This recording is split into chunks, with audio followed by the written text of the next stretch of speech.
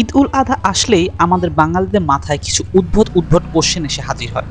এর মধ্যে কিছু কমন কোশ্চেন হচ্ছে, ভাই কুরবানি দিচ্ছেন কিনা, গরু বা খাসি কিনছেন কিনা, কত দিয়ে কিনছেন, বাজেট কত, ইত্যাদি কুরবানির রিলেটেড নানা ধরনের প্রশ্ন আমাদের মাথায় ঘুরপাক খায় এবং আমরা তা সচরাচর বিভিন্ন মানুষকে জিজ্ঞাসা করে থাকি। এখন প্রশ্ন হচ্ছে, এই ধরনের কোশ্চেন আসলে কতটুকু যুক্তিসঙ্গত? এই ধরনের কোশ্চেনগুলো মানুষকে আসলে জিজ্ঞাসা করা উচিত কিনা, বা আমরা কতটুকু সুস্থ মস্তিষ্কে একবার ভেবে দেখেছি যে এই ধরনের কোশ্চেন মানুষ আদৌ ঠিকঠাক মতো নিতে পারেন কিনা বা বিব্রত হন কিনা।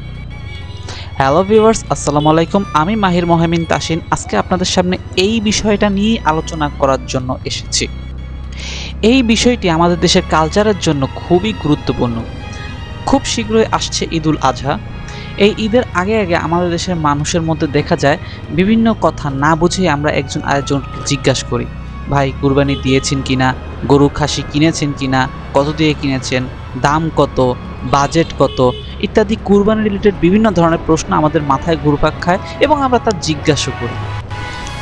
বর্তমানে আমাদের দেশের অর্থনৈতিক যে অবস্থা, তাতে বর্তমান অনেক ফ্যামিলি সারভাইভ করাই কঠিন হয়ে যাচ্ছে। সেখানে কুরবানিটা হয়তো তাদের ক্ষেত্রে অনেকটা বিলাসিতাই বলা যায়। বর্তমান সময়ে জিনিসপত্রের দামের যে ঊর্ধ্বগতি দেখা যাচ্ছে, যেভাবে জিনিসপত্রের দাম বৃদ্ধি পাচ্ছে, তার কারণে মানুষের আয় অনেকটা কমে যাচ্ছে বলতে গেলে। তাছাড়া মুদ্রাস্ফীতি দিন দিন বেড়েই চলছে। অনেকে করোনাকালীন সময় যে ব্যবসায় ধস খেয়েছিল, সেই ক্ষতি এখন পর্যন্ত কাটিয়ে উঠতে পারেনি। অনেক ফ্যামিলি এখনও সারভাইভ করে যাচ্ছে সেই ক্ষতি। বেকারত্ব দিন দিন তো বেড়েই চলছে, সে বিষয়ে আর বলার বাকি থাকে না। ডিজিটালাইজেশন এবং অটোমেশনের কারণে বিভিন্ন প্রতিষ্ঠান তাদের কর্মী ছাঁটাইয়ের যে প্রক্রিয়াটা, সেটা এখনও অব্যাহত রাখছে। মানুষের খরচ তো দিন দিন বেড়েই যাচ্ছে, কারণ দিন দিন আমাদের যে টাকা, সেই টাকার ভ্যালু কমে যাচ্ছে, যার কারণে খরচ দিন দিন প্রচুর পরিমাণে বৃদ্ধি পাচ্ছে। সেই পরিমাণ কিন্তু আয় বৃদ্ধি পায়নি, আয় কিন্তু আগের মতনই রয়ে গিয়েছে। খালি মাঝখান থেকে জিনিসপত্রের দাম বাড়ছে, মানসিক চাপ বাড়ছে, দিন দিন মানুষের পুরা নাজেহাল অবস্থা পরিণত হয়েছে। একবার আমি এক ডাক্তারের কাছে গিয়েছিলাম ডাক্তার দেখানোর জন্য। তো ওই ডাক্তার গল্প করতে করতে বলছিল, মানুষের এখন এতটাই খারাপ অবস্থা যে মানুষ একবারে ঠেকায় না পড়লে ডাক্তারের কাছে সহজে আসেন না। তাছাড়া আমরা ভৌগোলিকভাবে এমন একটা অবস্থানে বসবাস করি, আমাদের দেশটা আসলে এমন একটা জায়গায় যেখানে এই তো কিছুদিন আগে দুটো বড় বড় ঘূর্ণিঝড় অতিক্রম করলো। সব কিছু মিলিয়ে সময়টা আমাদের দেশের জন্য খুব একটা ভালো যাচ্ছে না। এরই মাঝে চলে এসেছে ঈদ উল আজহা। আমরা কিন্তু সবাই জানি পশু কুরবানি ঈদ উল আজহার অন্যতম একটি গুরুত্বপূর্ণ অংশ, কিন্তু অধিক সমস্যার কারণে অনেক পরিবারই হয়তো এবছর কুরবানি দিতে পারবে না, বা অনেক সময় তারা কুরবানি দিতে পারে না। বর্তমান অর্থনৈতিক অবস্থার কারণে অনেক পরিবার কুরবানি দিতে সামর্থ্য হারিয়ে ফেলছে। এই পরিস্থিতিতে আমাদের কর্তব্য হলো তাদের প্রতি সংবেদনশীল হওয়া এবং অপ্রয়োজনীয় প্রশ্ন বা মন্তব্য করা থেকে বিরত থাকা। একবার ভাবুন তো, আপনার অর্থনৈতিক অবস্থা ভালো না, কিন্তু কেউ এসে আপনাকে বলতেছে ভাই কোরবানি দিচ্ছেন কিনা, আপনার ঠিক তখন কেমন লাগবে? আপনি কি বিব্রতকর পরিস্থিতিতে পড়বেন না?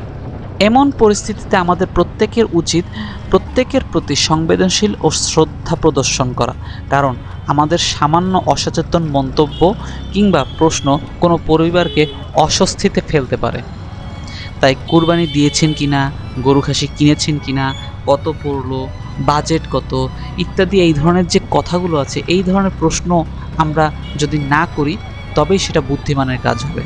কারণ আপনার একটা কোশ্চেনের কারণে একটা পরিবার বিব্রততে পড়তে পারে। এ ধরনের উদ্ভট ইম্যাচিওর কোশ্চেন করা থেকে আমরা প্রত্যেকে বিরত থাকব এবার ঈদে। আমি জানি না বাংলাদেশে কেন এই ধরনের কোশ্চেন করা হয় কোরবানির আগে। আমাদের দেশ থেকে এ ধরনের কোশ্চেন করার বাজে কালচারটা আমাদের প্রত্যেকেরই বন্ধ করা উচিত। আমরা চাইলে সবাই মিলে এ ধরনের কালচারকে পরিবর্তন করতে পারি। শুধু দরকার আপনার আমার একটু সচেতনতা, সহযোগিতা, সংবেদনশীলতা এবং শ্রদ্ধা। আপনি যদি কাউকে সাহায্য করতে চান তবে তা সংবেদনশীলভাবে করুন। আর্থিক সহায়তা কিংবা কোরবানির গোশত ভাগ করে দেওয়া যেতে পারে, তবে তা অবশ্যই সম্মানের সাথে। আপনি চাইলেই পারেন প্রতিবেশীর হক আদায় করতে, শুধু আপনাকে একটু বিবেক দিয়ে সব কিছু চিন্তা করতে হবে। আপনি চাইলেই পারেন কাউকে আর্থিক সহায়তা প্রদান করতে, হয়তো প্রকাশ্যে করলে ওই ব্যক্তি বিব্রত ফিল করতে পারেন, তাই আপনি গোপনে সহায়তা করতে পারেন। যদি ওই ব্যক্তির মত থাকে তবে আপনি অবশ্যই তাকে প্রকাশ্যে সহায়তা করতে পারেন। কাউকে সাহায্য করার সময় তার আত্মসম্মানকে রেসপেক্ট করুন, দেখবেন আপনিও রেসপেক্ট পাবেন।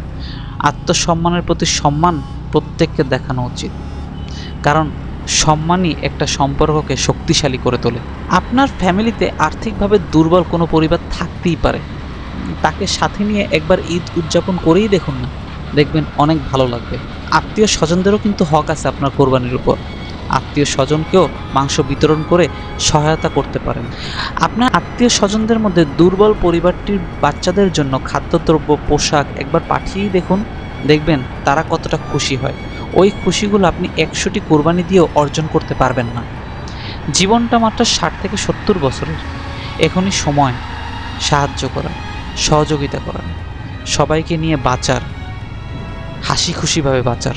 আমাদের ধর্মে সংবেদনশীলতা এবং সহানুভূতির গুরুত্ব অনেক বেশি। পবিত্র কুরআন ও হাদিসে এই বিষয় নিয়ে বিভিন্ন ধরনের আলোচনা করা হয়েছে। পবিত্র কুরআন শরীফের 49 নম্বর সূরা আল হুজরাত এর 10 নম্বর আয়াতে বলা হয়েছে, নিশ্চয়ই মুমিনরা পরস্পর ভাই ভাই, সুতরাং তোমরা তোমাদের দুই ভাইয়ের মধ্যে শান্তি স্থাপন করো এবং আল্লাহকে ভয় করো, যাতে তোমাদের প্রতি দয়া করা হয়। এই আয়াত থেকে মুসলিমদের পরস্পরের প্রতি সহানুভূতিশীল এবং সহমর্মী হতে উৎসাহিত করা হয়েছে। যখন কেউ আর্থিক সমস্যায় পড়ে তখন আমাদের উচিত তাদের পাশে দাঁড়ানো, তাদের সাহায্য করা। তাছাড়া সহিহ মুসলিম হাদিসে বলা হয়েছে, যে ব্যক্তি মানুষের প্রতি দয়া প্রদর্শন করে না, আল্লাহ তাআলাও তার প্রতি দয়া করেন না। এই হাদিস থেকে পরিষ্কার বোঝাই যাচ্ছে যে আল্লাহর দয়া ও করুণা লাভ করতে হলে আমাদের মানুষের প্রতি দয়া প্রদর্শন করতে হবে। যারা আর্থিক সমস্যায় আছেন তাদের সাহায্য করা উচিত। সংবেদনশীলতা ও সহানুভূতিতা ইসলামের মূল শিক্ষা। আমাদের উচিত একে অপরের পাশে দাঁড়ানো এবং তাদের কষ্ট লাঘব হয় সেই চেষ্টা করা। এই গুণাবলীগুলো শুধু ব্যক্তিগত জীবনেই নয়, বরং সামাজিক জীবনেও অত্যন্ত গুরুত্বপূর্ণ। আশা করি আজকের ভিডিও থেকে আপনারা কিছু গুরুত্বপূর্ণ বিষয় বুঝতে পেরেছেন। আসুন আমরা সবাই মিলে ঈদের আগে সুন্দর একটি পরিবেশ সকলের জন্য গড়ে তুলি, যেখানে সচ্ছল এবং অসচ্ছল মানুষের মধ্যে থাকবে না কোনো ভেদাভেদ, হীনমন্যতা, হতে হবে না কারো বিব্রতবোধ। ধন্যবাদ সবাইকে। আল্লাহ হাফেজ। ভিডিওটা ভালো লাগলে অবশ্যই লাইক দিয়ে সাবস্ক্রাইব করুন।